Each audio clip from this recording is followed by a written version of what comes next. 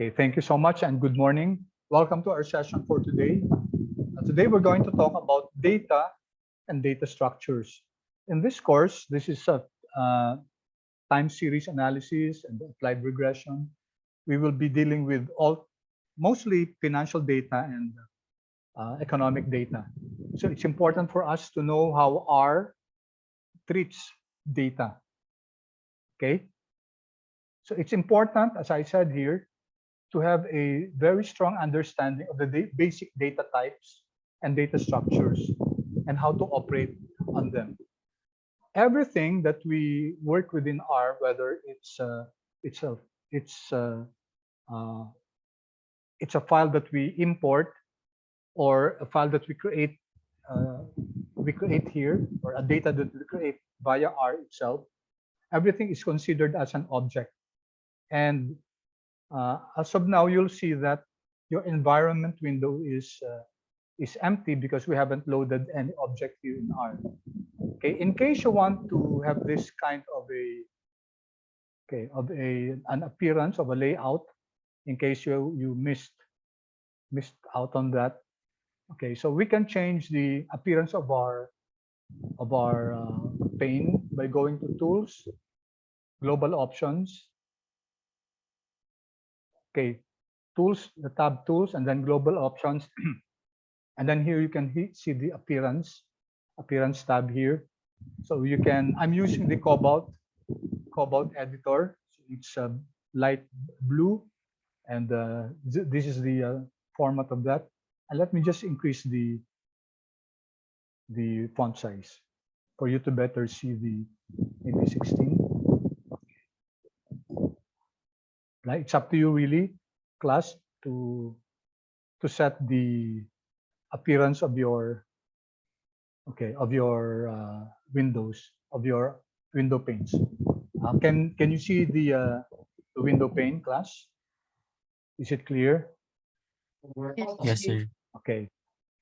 Let me see. There's a chat here. Thank you. And also, I forgot to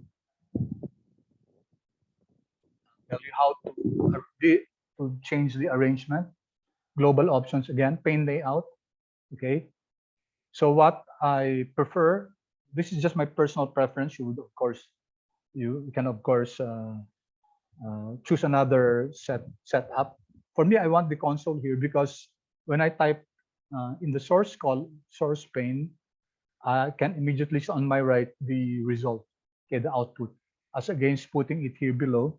Okay, I have to scroll down and it's quite difficult for me. So I prefer this type of arrangement of the pane layout. Okay, so you apply and then okay, then you'll have this format. All right, so as I said a while ago, we're going to discuss today data classes and data structures. Okay, so there are different types of data classes.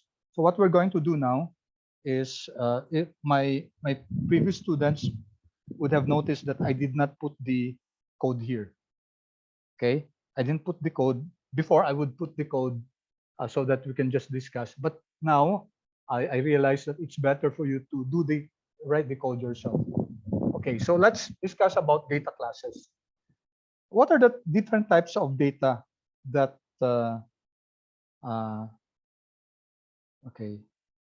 different types of data that R can work with? Okay, so there are different types of data.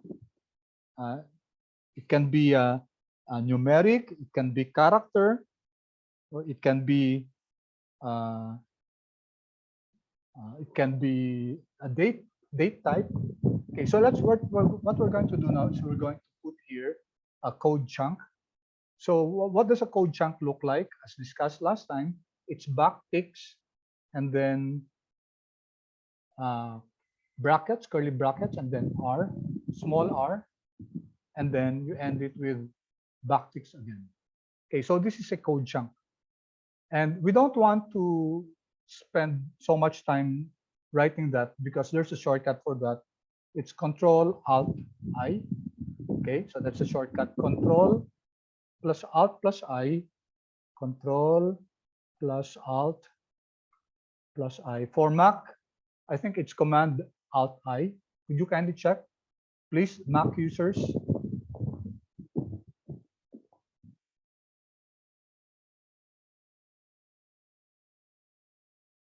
Mac users, is it the correct shortcut? Command Command Alt or Command Function? What is it for Mac? Is anyone using Mac here? Okay, thank you. Thank you, Mark. Thank you, Brendan. So it's Command Option I. Okay, let me write that. Command plus Option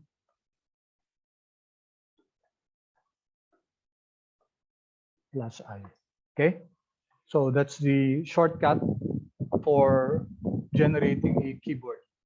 Okay, a code chunk for Mac.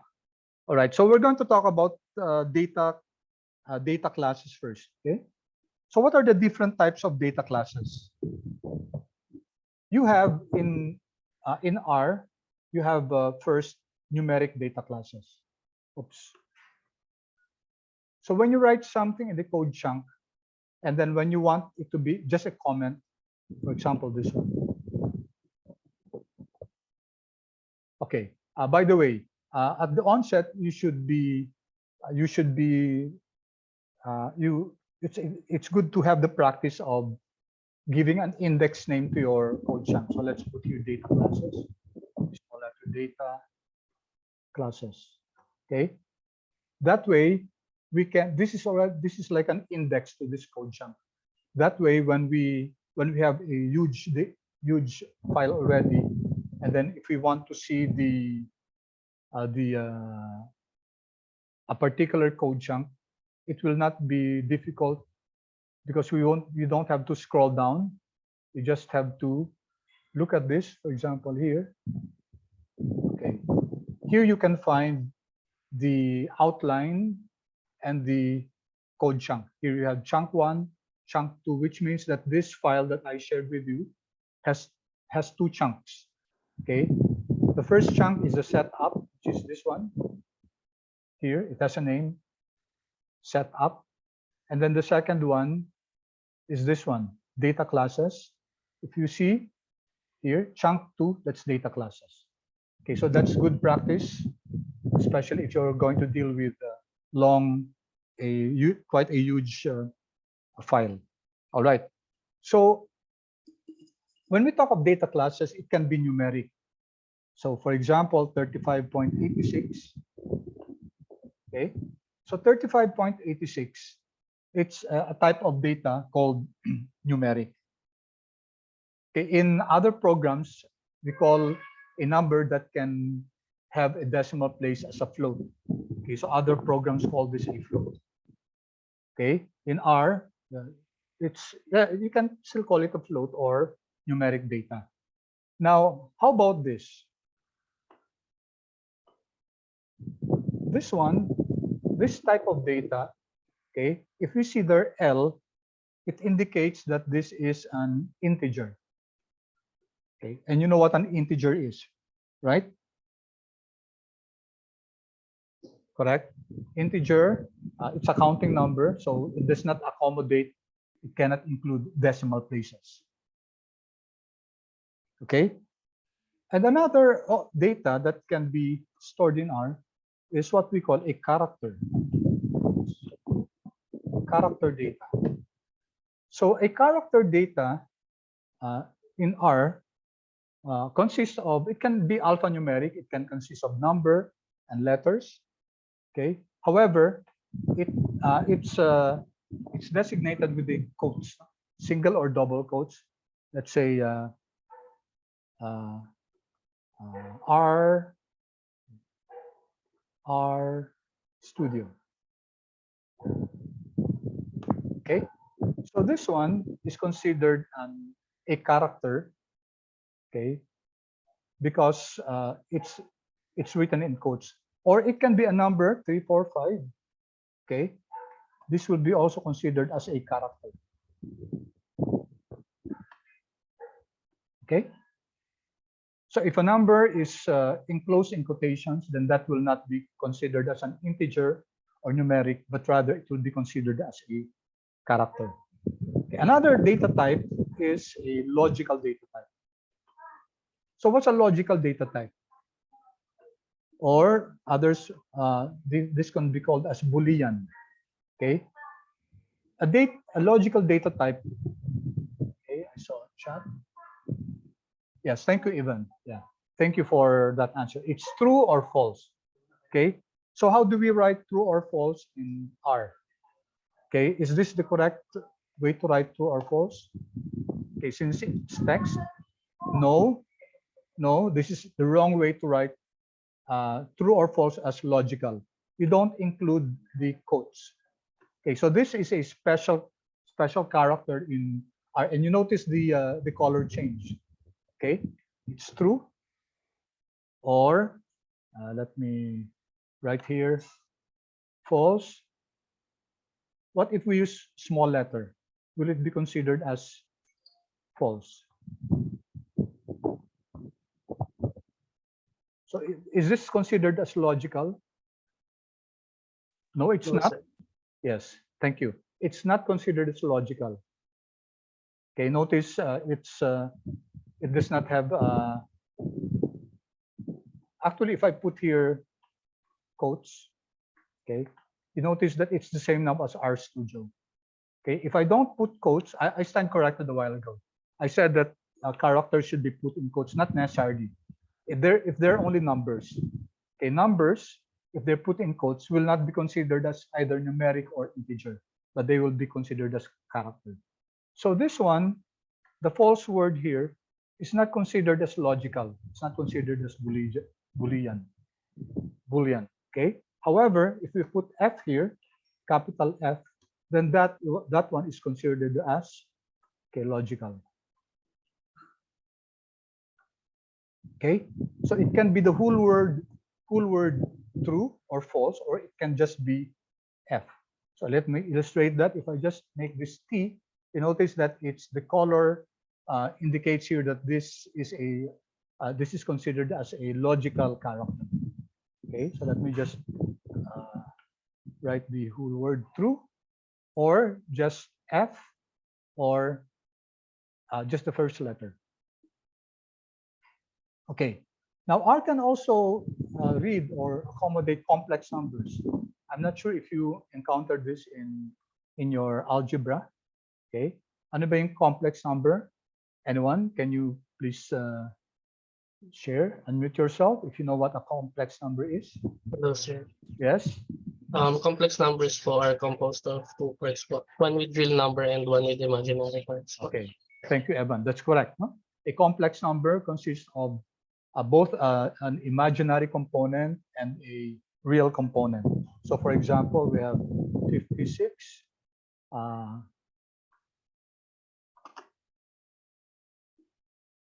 56 plus 2i. Okay. So this one is a complex number. It has the real component and the imaginary component. So that can be manipulated as well. That can be operated on as well in R. R can accommodate complex numbers too. And then lastly, what's very important for us are dates, date and time. Okay, when we go to time series analysis, we will have more of this. So for example, today is 2023, 01, and then 23, right? 19, 19. Okay, so this is a date, a type of data class that's date. Okay, so there are dates are very important in R because they are a special type of data class. All right. Okay, so yeah, I think I placed a date here also. Date and time are very important in finance. All right, let me pause for a while. Any questions so far, class? Any questions? Okay, clear so far? Yeah, thank you. Okay, good. Thank you so much. Okay, good.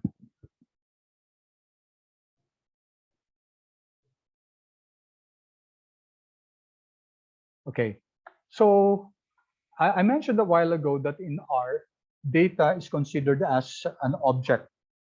Okay, so let's see first, how do we create objects in R? So I think I should put here. It's also, by the way, it's also good to have an outline. Okay, so notice this is data classes. When you have your project and your output, you should be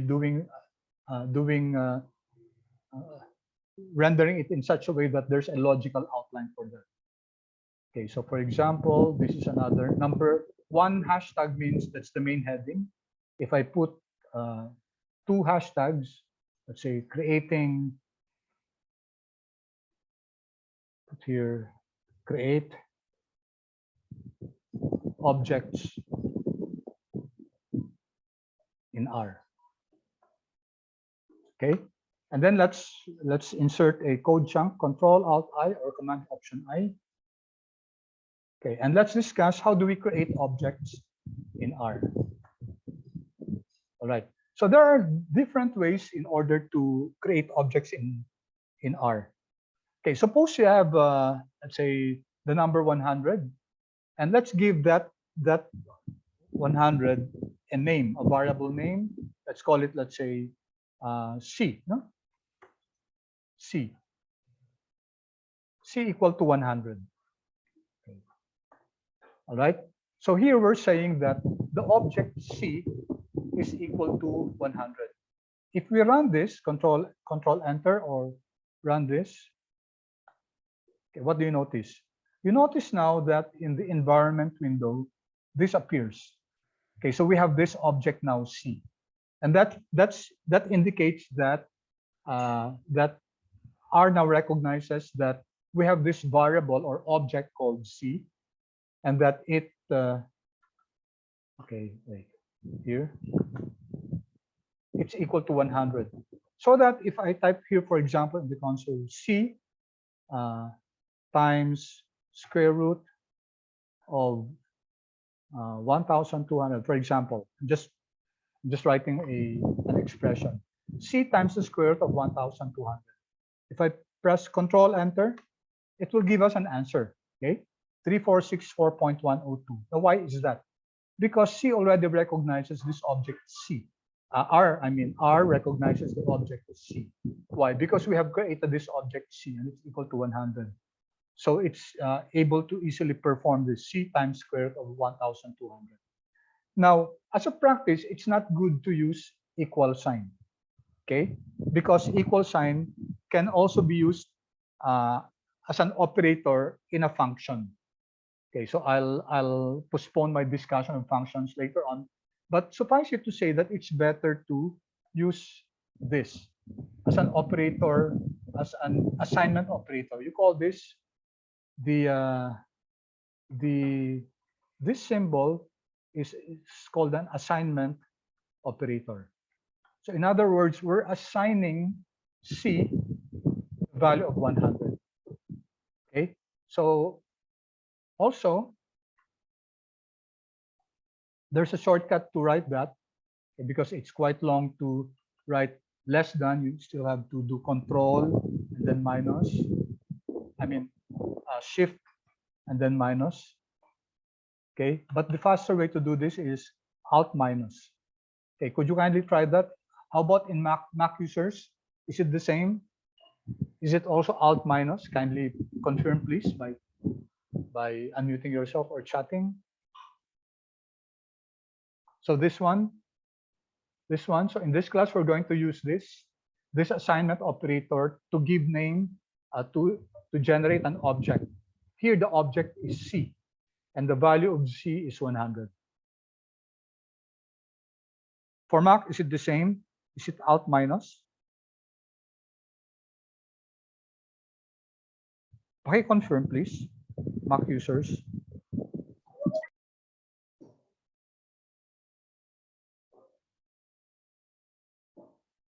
Okay, option minus. Okay, thank you. Wala nga palang out sa ano, no? Thank you. So for Mac or option minus. Okay. So it's out minus or option minus. All right. Now, if I want to print C, okay, if I want to print C, I just type either of two ways. C itself, okay, small letter. By the way, R is very sensitive, case sensitive. So if I type, for example, C, capital C, control enter, okay, it will return an error, okay, because it does not recognize, it did not recognize the capital C, because there is no object called capital C. Okay, so R is case sensitive. So this should be small letter C. Okay, control enter. There, it prints 100 both in the console and in the source window. Okay, or another way to do it is just write print or print C.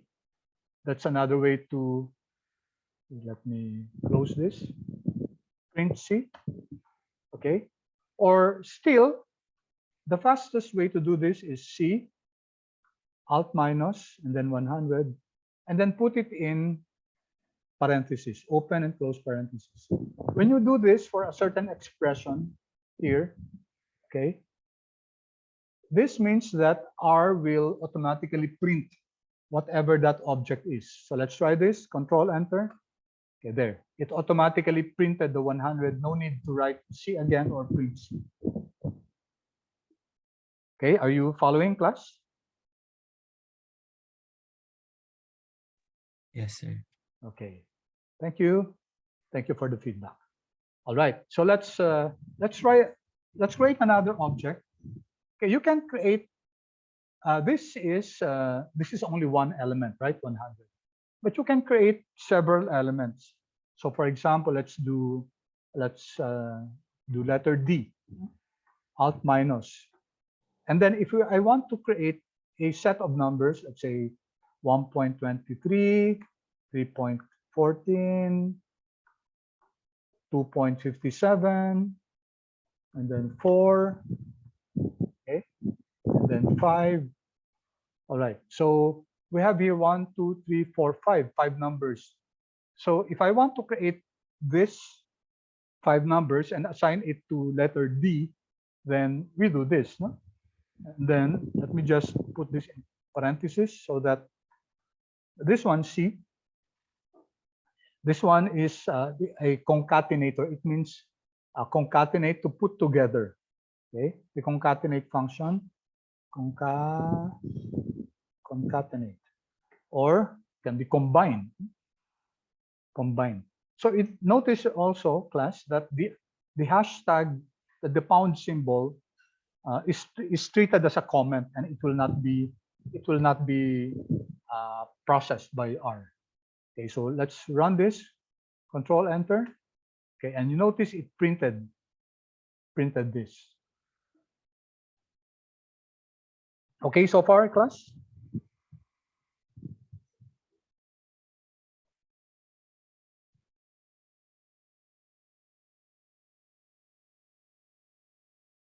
Thumbs up, please, kung okay tayo, if you're okay.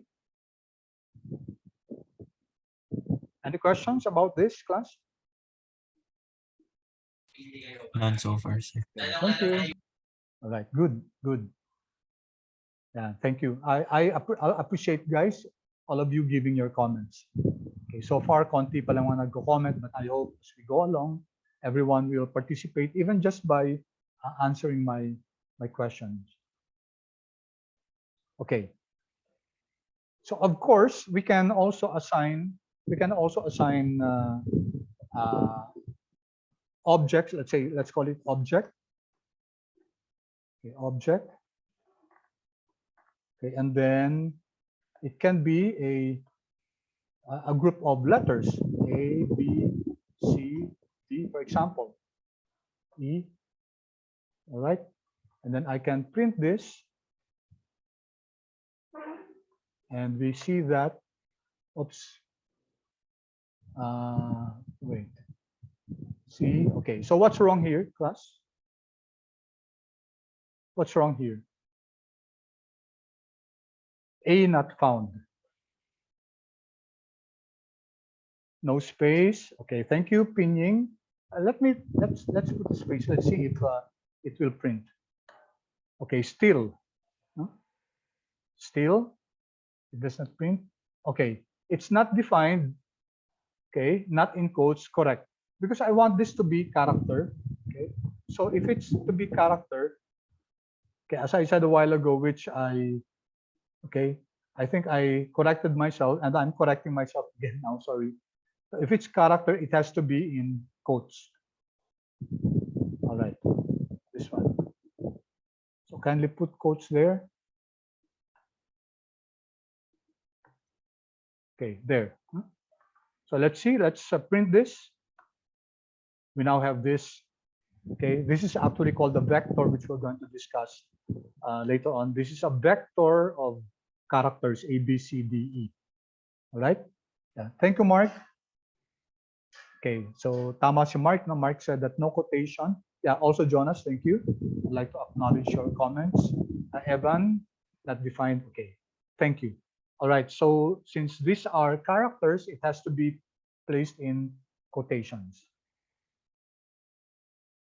Okay, so let me just introduce this. If we want to know the data type of a particular object, we can use the function called class. Okay, so if I write here class, you can see here there's this IntelliSense. So let me type class again. And if I hover around this one, it says R possesses a simple generic function mechanism which can be used for object-oriented style of programming. So based on the class of the first argument to the generic function. Okay, in a nutshell, it just tells us what kind of object, what is the class of the object that we're looking for. So if I write here class D, okay, it will tell us that this is a numeric class. Okay. On the other hand, here, if I type class obj, okay, class of this object called obj, then I expect this to be character there. It's a character vector. Okay, you can, of course, you can type several lines. Here I'm highlighting both. Let me highlight both. Control Enter. And then here you have, okay, let me highlight everything here. Control Enter. Okay, so it gives us, there are 4 different codes here. First is the creating this object D, which is this one. And then we ask for the class, which is numeric. And then we created this object called obj, which consists of 5 elements, A, B, C, D, E, and the class is character. Okay. All right. Are we clear so far, class? Same. Yes.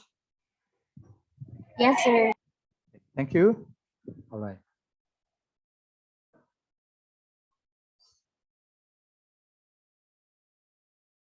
Okay. Thank you. Okay. So before we go to data structures, let's have a few more examples. Now in R, okay, let's put here numeral number maybe 3. Okay, 3. So let's generate some random numbers. R is very powerful as far as generating random numbers. Okay, so we can check, for example, there are many ways to generate random numbers. One way is to generate a series of normally distributed random numbers. So if I press question mark and then R norm, okay, this is the function R norm. What do we have? If I press Control Enter,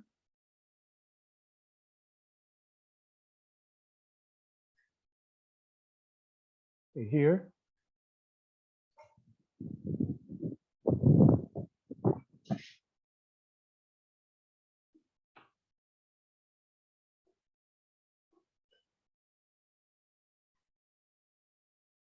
So did it run here?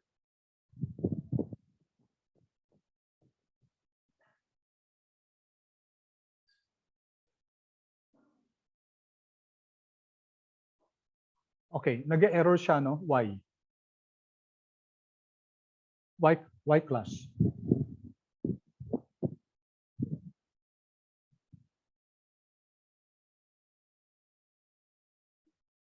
Okay, it's not part of the code chunk. Yes, thank you, Jonas. Okay, notice that this one, a question mark will, okay, a question mark means we're asking for help. If I put this under Control Alt I, if I put this under a code chunk inside the code chunk, Control X, there. Okay, let's run this. Okay, so you notice that it will work inside this code chunk. Okay, and then it gives us this details about what this function is all about here. The R norm, okay? R norm, and then it generated this from the files, plots, packages window. We have here the help window, okay? And R norm, okay, it comes from this one. It's about normal distribution, and then it comes from the stats package. All right. Now you notice we were able to access this R norm, even if we have not yet loaded installed stats package. Why is that so? Because the stats package comes with is already preloaded, pre-installed. So when you use R, okay, the stats package is already pre-installed with it, so you don't need to load it. Okay, so here this is about the normal distribution. So here is some description: density distribution function, quantile function for the normal distribution with mean equal to mean and standard deviation equal to SD. So there are four functionalities here: D norm, P norm, Q norm, and R norm. Okay, what's good with the help function in R is that it gives you an example which you can run. And then these are the arguments. Okay, what X, Q, P, N means. And then it gives you some details. This is the function for the normal distribution. Okay, the very famous normal distribution function, 1 over square root of 2 pi sigma, etc. And then it gives an explanation of what the D norm will give us. Okay, P norm, Q norm, etc. R norm, and it gives us some example here. So plenty of examples. Okay, so you can copy this to R. Okay, you can copy this even to the console and try to run it, and it will give you the result, the output of this function. Okay, so we will not go here. We will not try to run this, but I hope we'll try to run this. Okay, so let's. By the way, another way to write this is help, the help function, R norm. Okay, same thing. Either question mark R norm or help R norm. Okay, so let's try to generate some data. Let's generate some data here. Okay, so for example, let's generate this object called, let's call it F. And it's an R norm, using R norm. So as we saw here, let's take a look at what the R norm does.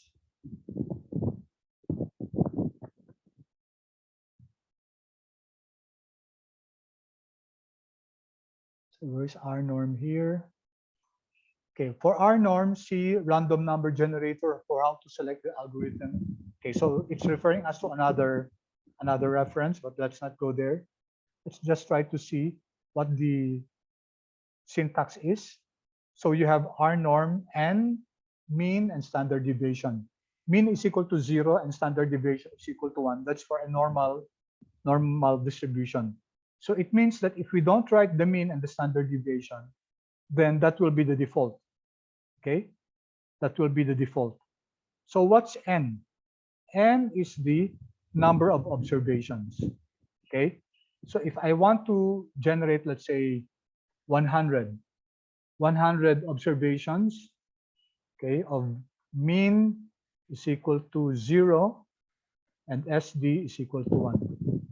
Okay, it's okay not to include this.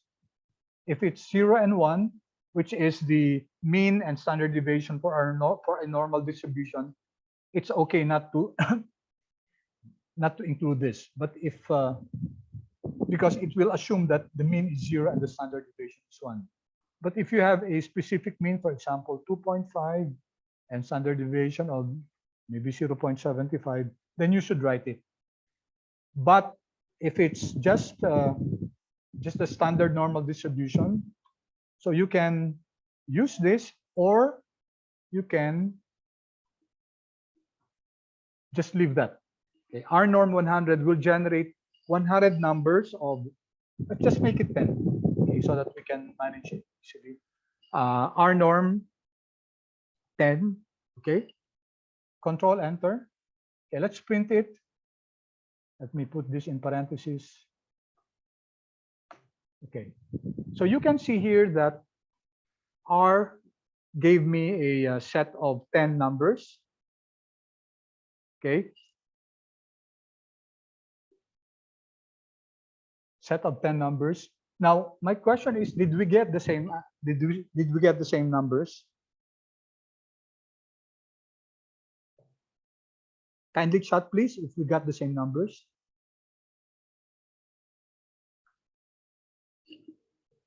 No, sir. Yeah, thank you. I was expecting a no answer. Yes, it's a no answer class because this is a purely random number. Okay, so you'll have different numbers than mine. But what if we want to have the same number? So let me put another chunk. If we want to have the same randomly generated numbers, we use this function set.seed. Okay, so in R there's this function set.seed, and we have to use the same number. So let's use 1, 2, 3, 4. Okay, 1, 2, 3, 4, and then let's create this another object G alt minus, and then let's use our norm again. Okay, and then let's generate, say, 20 numbers. Okay, let's have a mean equal to mean of 5, and standard deviation is equal to 0.5. Okay, so it's no longer a normal, it's no longer a standard normal distribution. It's still a normal distribution, but it's not standard because it has a different mean and standard deviation. Okay, so let's run everything, and let's see. We can put here head G.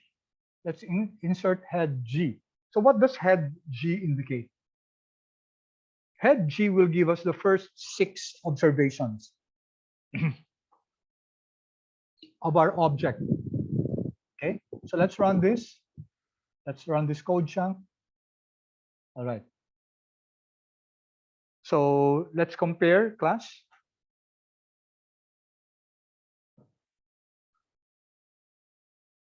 Do we have the same first 6 numbers?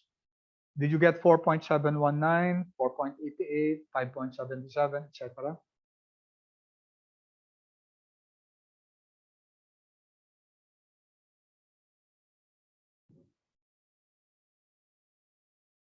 Okay, yes, good, good.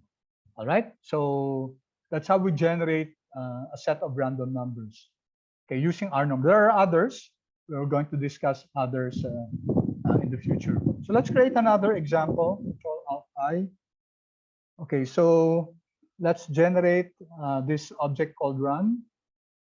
Okay, I'm just inventing a.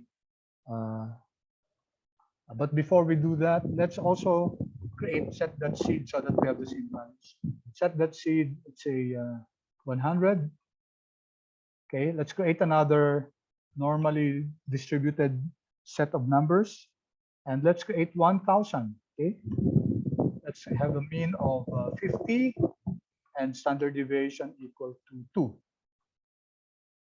Okay. So maybe let's look at the tail of run. The tail will give us this time the last 6 numbers, just to compare if we get the same object called run. Okay, if I run this code chunk,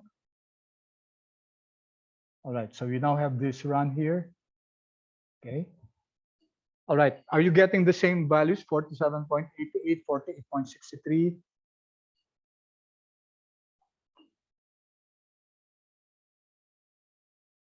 Okay, good, good. All right, thank you so much. Okay, all right, so we can do now some statistical computations with our object run. Why don't we get the mean? Okay, mean of run. So before we do that, let's first view run. When we use the function view, it will allow us to have a spreadsheet form. Okay, all right. Are you getting this?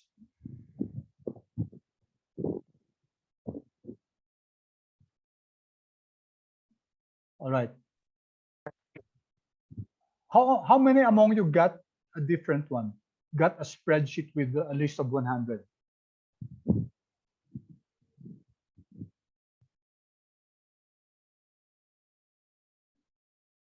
None? Okay, so I still have to decipher why it's doing that. Usually, even if okay, before, when we do the view, okay, there must be a difference between, I think there are changed some of the output functionalities here. But anyway, if we can do the view, let's just run the object run. Okay, and we can see here that it printed how many? Did it print all? Because this is supposed to be 1,000. Yes, it was able to accommodate 1,000. Okay, I think the maximum is 1,000 for showing it in this window.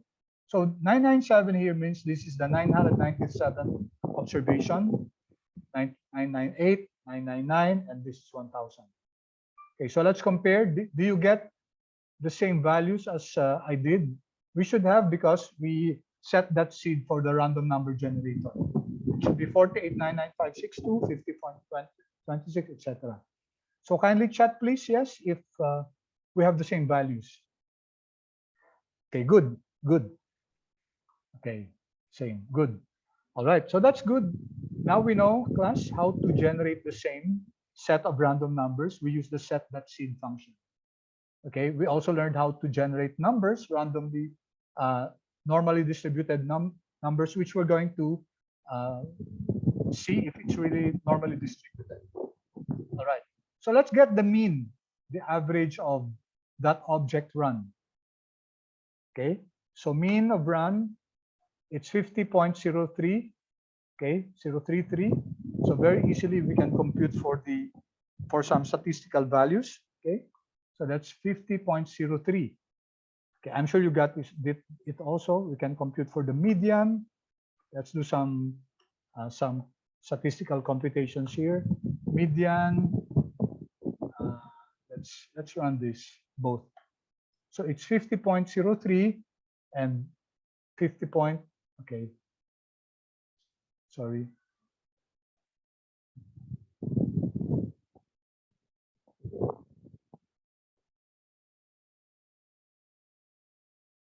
Okay, let me close this.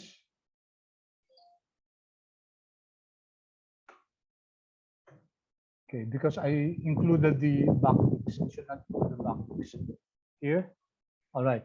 So 50.03 is the mean. 50.07 is the median. Now we know that in a normally distributed data, the mean and the median are equal or almost equal. So we can see here that it seems to be okay. The mean and the median are very close to each other. Okay. All right. So some other computations, of course, we can get the minimum of run, and we know that the minimum is 43.35. You can get the maximum of run. It's 56.60. Okay. Are we okay so far, class?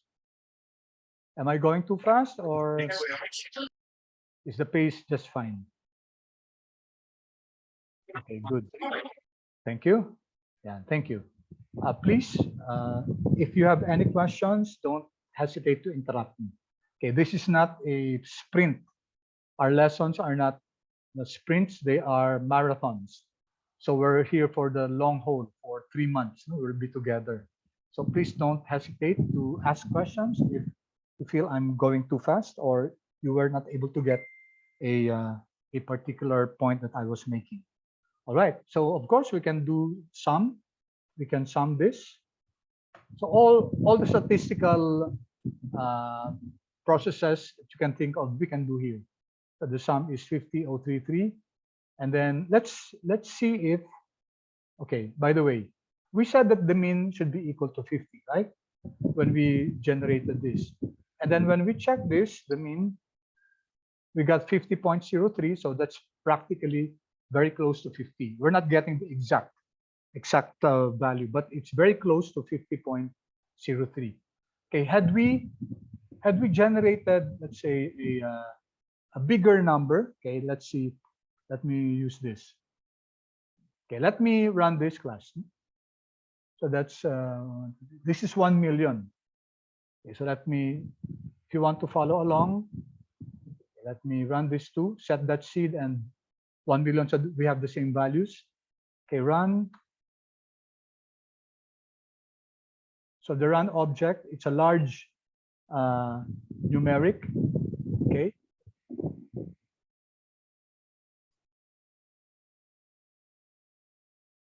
Okay. So let's see the mean. Mean of run. All right. You see that a while ago it was 50.03.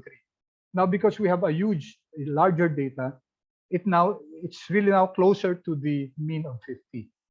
Okay, so if we have a larger data set, then the random number generator will give you a mean and standard deviation that's really quite close to your prescribed mean. If we just had this 10, okay, so let me run this time. I'm changing the value of run here, just 10 observations. Run this and then try to see what the mean is.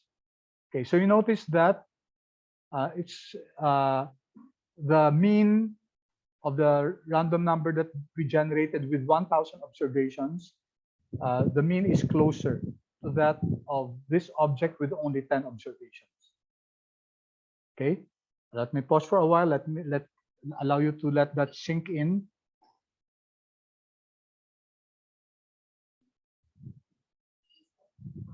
Okay, and then let me go back to our example of 1,000 and then run this again. Okay, so we're now back to the original one. Okay, all right, let me check the mean again. It's 50.03. Okay, but for practical intention purposes, it's really the mean is is very close to the median.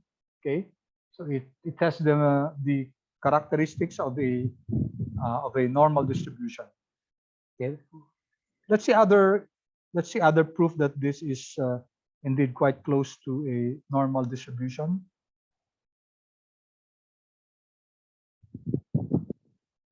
Okay.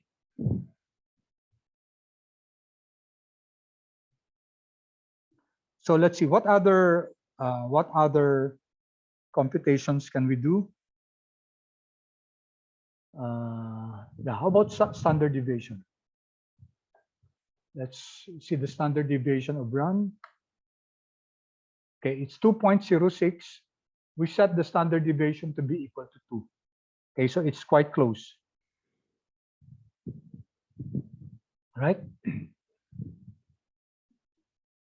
Okay, Now, aside from that, R has a potent function, Control Alt I, oops, sorry. Okay, we can actually do some summary statistics with particular object. So let's use the function summary. Okay, summary of run. Okay, let's see what will this generate. Summary of run, if we click this one, all right, it will give us the minimum, the first quartile, the median, the second, this is the second quartile, the average, the third quartile, and the maximum. And that's very consistent with what we got a while ago. All right, so with just one function, summary, it will give us the 6-number summary, mean, first quartile, median, average, third quartile, and maximum. And there are tons of functionalities in R coming from different packages where you can get the summary statistics. We'll deal with that as we go along.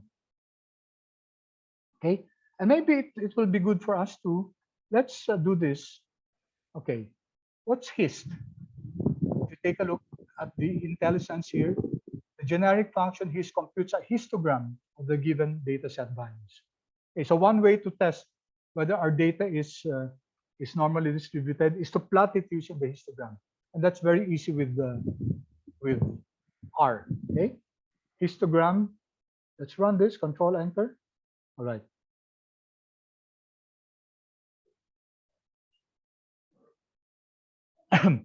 Okay. Does it look like it's a normally distributed class? Kindly chat, please, if this plot looks like a normally distributed data. Okay, good. Yeah, you're correct. This looks like a normally distributed data. Of course, we can do some statistical tests like KPSS test, but we will be dealing with that in the future. There are different ways to check whether our data is normally distributed, and this is a very fast way to plot the data so that we can see that here we can see that it's indeed normally distributed. Of course, we can do some statistical tests.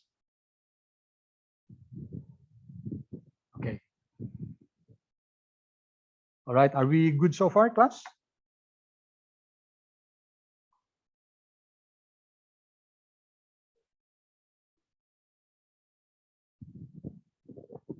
Okay, thank you so much. Okay, so let's go to let's do another set of analysis here. Now let's see what the class of, remember the class object, the class function. What's the class of this run object? We know that this is numeric. Obviously, this is randomly generated numbers. Okay, we know that this is numeric. Another way to test this, another function is type of. Okay, so this is another function that can tell us what type of number is this. Type of. Okay, so it's a double. Double is another way for numeric. Okay, because technically there are two types of numeric data. Okay, let me illustrate that example here. So let me create this object called E. Okay, let me just include it here. So let's create this object E, and it's a C of, okay, 1L, 2L, 3L, 4L, 5L. Okay, remember what the L denotes? This is an integer, right? Okay, and let's print this. Okay, if we run this, it will print below. Oops. Okay, here. Sorry. I'll just make it 1. All right, 1, 2, 3, 4, 5. Okay, let's check the class of E. So class E is integer. Okay, and let's type of E. It's the same, integer. Okay, so for a numeric, the class will tell us that it's numeric like this. For run, it's numeric, but for the type of, it's different now. it's double, but they mean the same thing. So let's not worry about the difference between the numeric and double. Unlike for an integer, the class will be integer and the type of will be integer.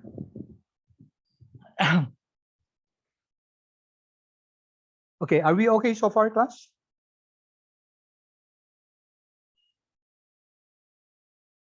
Okay.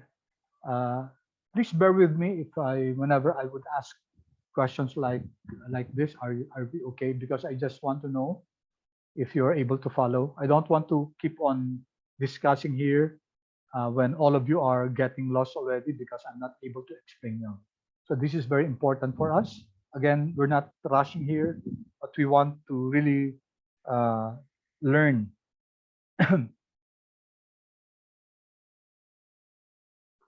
Okay, so let's take a look at other functionalities here.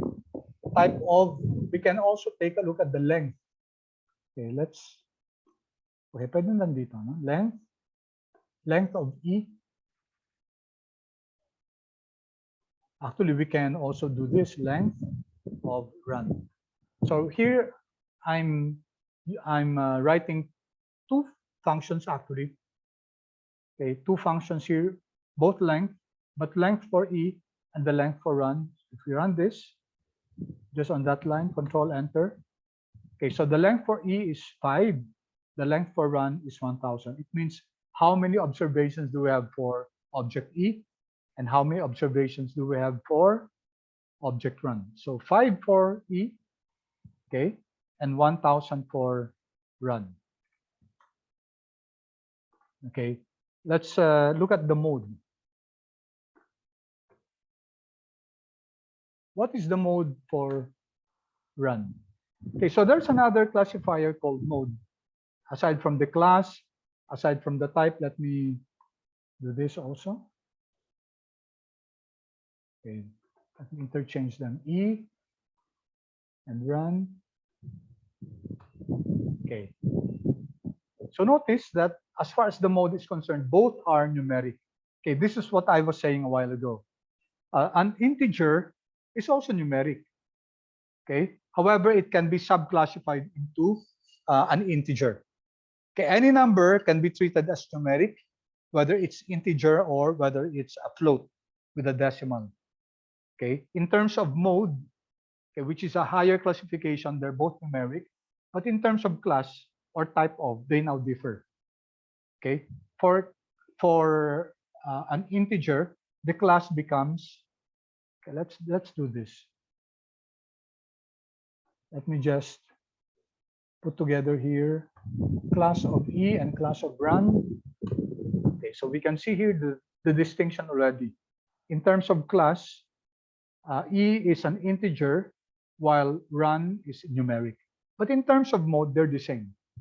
Okay, and also in terms of type of, we showed this a while ago, type of run. Okay. So in terms of type of, for an integer, it's the same as class. But for a numeric, you have another subclassification here, it's double. Okay, so let's just be aware of those differences. But all of them are actually numeric. And if you want to subclassify them, there are integers and there are numeric, okay? Those with decimal places. Okay, any questions so far, class?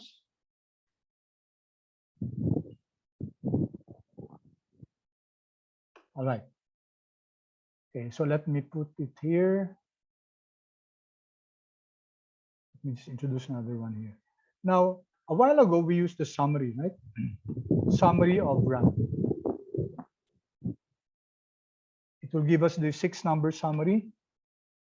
Okay, and another way to look at the str function structure will give us information about the structure of our data. So let me run structure. Okay, so here it tells us that this is just a numeric data. Okay, actually this indicates that this is a vector, which is a type of data structure. which we're going to explain hopefully within the day also in a while. Okay, so this is a vector. I'll explain in a while what a vector is. So it tells us that this is a numeric vector. It consists of 1,000 numbers, numeric, and this is the list, no? The first five elements of your vector, numerical vector. Okay, so that's what a structure gives us. Now later on, we're going to learn what a data frame is, and we're going to look at the structure of a data frame. Okay, why don't we do that? Okay, so let me show that now. So you notice I keep on inserting things. Let's access, there's this data in R called diamonds. Okay, so let's run this. Oops. Is it diamonds or diamond? Oh wait, sorry.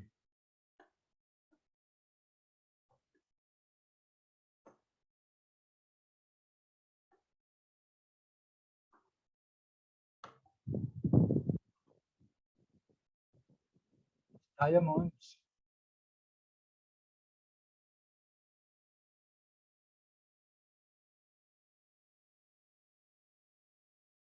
Okay, so it's from ggplot2. Okay, all right. So here is an example class.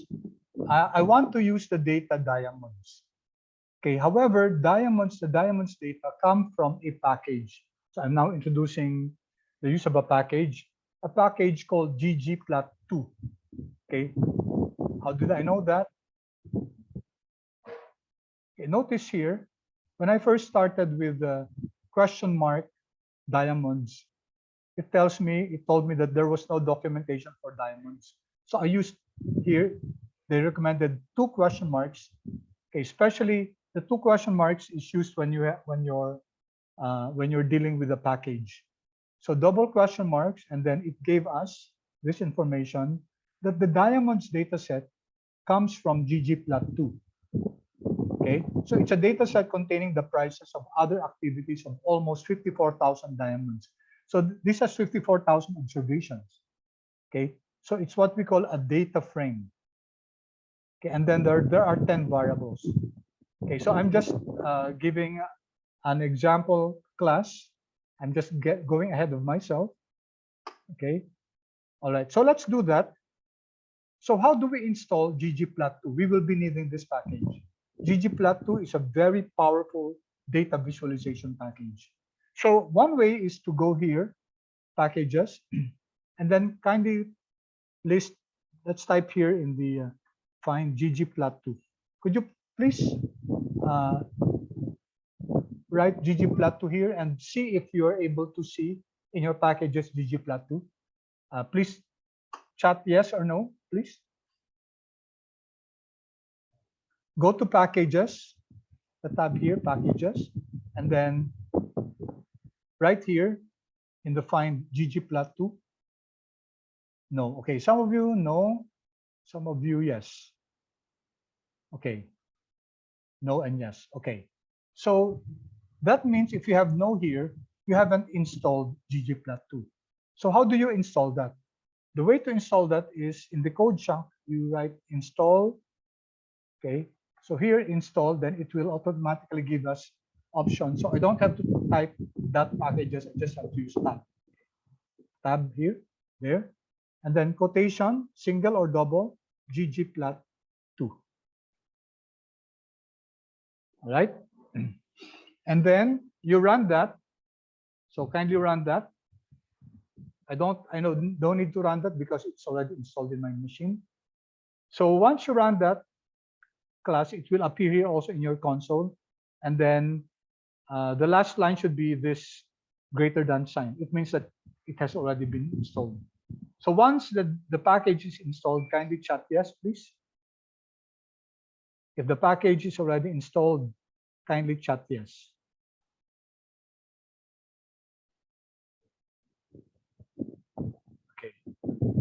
Right, waiting for the others' response.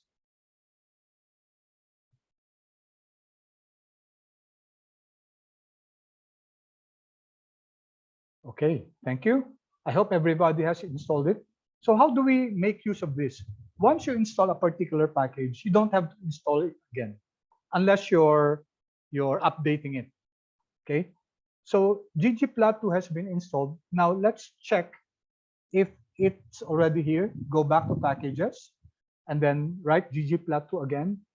And those of you who said no a while ago, okay, those of you who chatted no that you don't have the package, you can't see the package here, kindly chat please if yes, you can already see it in your, okay, thank you, Conrad. Yes, Martin, thank you. All right, good. So that means it's already part of your quote unquote library. Okay, so after you have installed a particular package, you cannot automatically make use of its functionalities. Okay, you have to write here library ggplot2 in order to access this package. Or the other way to do it is put it as a code comment, require ggplot2. So either library ggplot2 or require ggplot2, or another way is to go to packages and check this. There. Notice if I check this, you notice what the function is, library ggplot2. Okay, so you can write library ggplot2, no need for quotes, or require ggplot2, or go to the packages section and then click that particular package that you need. Click it, and then it will automatically set the library in the console. Okay. All right. I hope you have already installed ggplot2. Okay. Now, since the diamonds package, the diamonds dataset come with ggplot2. Okay. So we had to install ggplot2 first because this dataset, this diamonds dataset, is not pre-installed. Okay. So let's run this diamond so that we can access that data set. Okay, when I run that, notice that we now have this diamonds promise, and we can see what this data consists of with view. There, view diamonds. Okay, take a look at this. So this is a data frame. Okay, this is a data frame, and there are 53,940 observations, then 10 variables, carat, cat, color, etc. Okay, so there are many data sets that we can use that come with R, with the base R, and also that come with the packages. Okay, so many packages that are available in R come with their own data sets, which we can use for our purposes for our study. Okay, so what I just want to illustrate here was to compare the structure of this object run. Okay, so when we look at the structure of run, it says here numeric, 1 to 1,000. So this indicates that this is a vector. Okay, a vector is a type of object that consists only of the same data type, same data types. For example, all numbers, all integers. Okay, that's a vector. Now, how about this diamonds? So we have your structure, diamonds. Let's see. But before we do that, let's see summary. Let's go to the summary of diamonds. We can use that. Okay, let's first go to summary. And let me flash it here. Okay, you notice that. Okay, by the way, before we go, we continue. You notice that our data consists of several types of several data classes or data types. You have this is numeric, This is character, character also, character. So you have characters and you have numeric data for diamonds. Okay, so let's take a look at here. Carat is numeric, so it can compute for the 6-number summary, minimum, maximum, first quartile, etc. But for this one, the cat, which is which is character, it can only give a count. Of course, you cannot compute for the mean, the standard deviation of a character variable. So it will just give us a cross tabulation, the count of the fair, the good, etc. Also the color. So these are the different colors of the diamond. Also the clarity. It just gives us a frequency count. Okay, but for the others, for the numerical variables, it can give us the minimum, maximum, etc. Okay, so clear so far, guys? Again, the summary of the summary function will give us a summary depending on the type of data that you have. Okay, good. Thank you. How about for the rest? So far, clear ba itong output na to?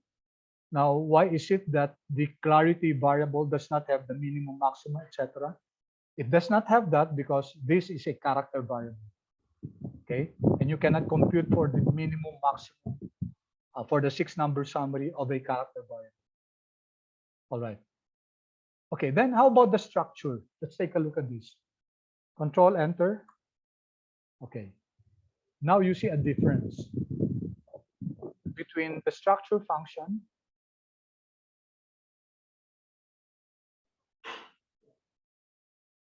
Okay, so let me run this again. Structure diamonds, let me run it again. Structure. All right. You can see here, class, that it says that it's a table. Okay, we will learn what a table is in the future. Suffice it to say that this is a tabular data frame. Okay, so data frame. A data frame is what's very important for us compared to a vector, because a data frame is just like what you would normally use when you're doing statistical analysis. So you have, this is an example of a data frame. This is a data frame class. On top, you have the variable name, and each row is one specific observation. So that's a data frame. So the diamonds data set is a data frame. Okay, and for our subject, this will be the type of the class, the type of object that we're going to deal with.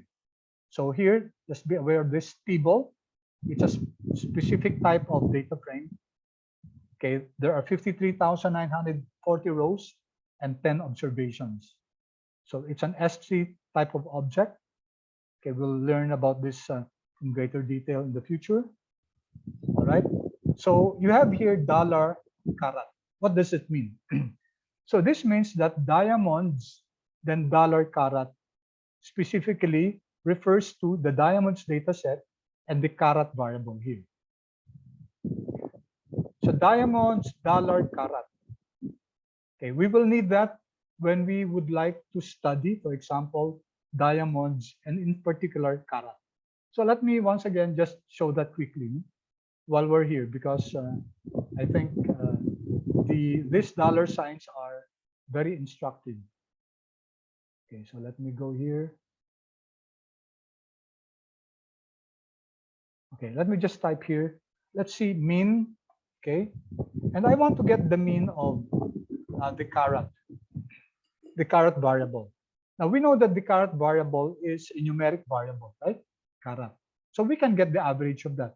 If we try mean and carat, enter, this will not work because there's no object called carat. If you take a look at the observations here of the environment, there's no object called carat. So R does not understand what carat is. So we need to specify it's coming from diamonds and then $carat. There. If I write diamonds and then I type $, you can see now here that there appears here choices because R recognized this object diamonds. Okay, And under diamonds, these are the variables. Okay, so we can just tab because it's highlighting carat. All right, so let's try this now. Mean of diamonds, dollar carat. It was now able to get the mean of the carat variable coming from the diamonds. Okay, so this did not work, mean carat, because R did not recognize that object. I said a while ago that everything in R revolves around objects. Okay, and we can do that for the others. And here we can see that price is integer. Okay, although it's better that the price should be numeric. Here you see that color is a factor. So what's a factor? Why is it not classified as a character? Okay, because color is actually a character, right? However, a character can be designated as what we call a factor. Okay, so what's a factor? A factor is used to classify character variables. Example, year level, college year level. So your year level can be frosh, sophomore, junior, senior, graduating. Okay, so if you write frosh or senior or junior, these are categorical variables. They are character variables, right? But you can use them to categorize this variable. So the frosh can be one category, the junior can be another category. That type of a variable is called a factor. Okay, and it's unlike, for example, address. If address is not used to classify an individual, then that remains just as a character variable. But if, let's say, gender, male, female, okay, if gender, it's a character variable, but it can be used as a classifier, so it's now called a factor. Now this one, ordinal factor, it's another type of factor. An ordinal factor tells us that this classification has an order. So for example, cat, okay, cat, we saw from the summary, okay, cat here, cat, see, fair, good, very good, premium, ideal. So we know that this is character variable, but it can be a factor because it can be used for classification. And what type of factor? Ordinal factor. So you see the hierarchy, okay? It's an ordinal factor because this has a ranking, an order. In fact, for example, the year level, that can also be an ordinal factor. If we speak of the number of years in college, frost, sophomore, junior, etc. Okay?